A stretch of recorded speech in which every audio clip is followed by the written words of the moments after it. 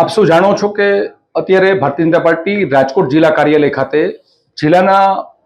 મુખ્ય આગેવાનો અને કાર્યકર્તાઓ સાથે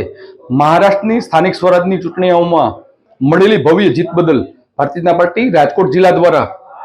રાહદારીઓને મોં મીઠા કરાવી અને ફટાકડા ફોડી અને જીતની ભવ્ય ઉજવણી કરવામાં આવી છે। ત્યારે ખાસ કરીને હું કહેવા માંગીશ કે જ્યારે મહારાષ્ટ્રમાં 29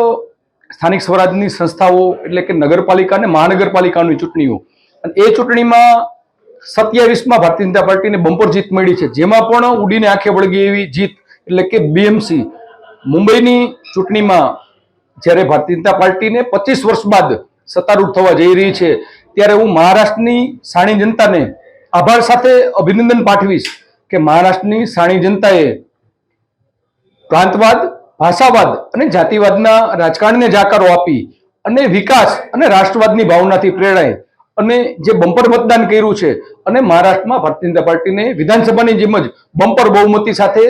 દરેક જગ્યાએ સ્થાનિક સ્વરાજની સંસ્થાઓમાં લોકોની દ્વારા ચૂંટાયેલા લોકો દ્વારા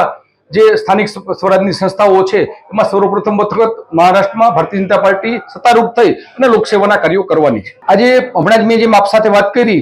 એમાં અત્રેથી નીકળતા રાહદારીઓને પેંડા દ્વારા મોં મીઠા કરાવી અને ફટાકડા ફોડી અને ભારતીય જનતા પાર્ટીના